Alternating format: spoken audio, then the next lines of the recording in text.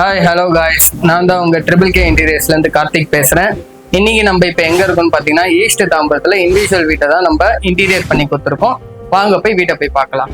இப்போ நம்ம kitchen doors first பார்க்கலாம்.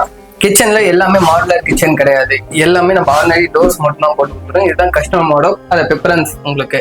ஃபர்ஸ்ட் ஆஃப் ஆல் கிச்சனில் ஒரு வால் பாத் 2x2 போட்டு ஸ்லைடிங் கிளாஸோட போட்டிருக்கோம்.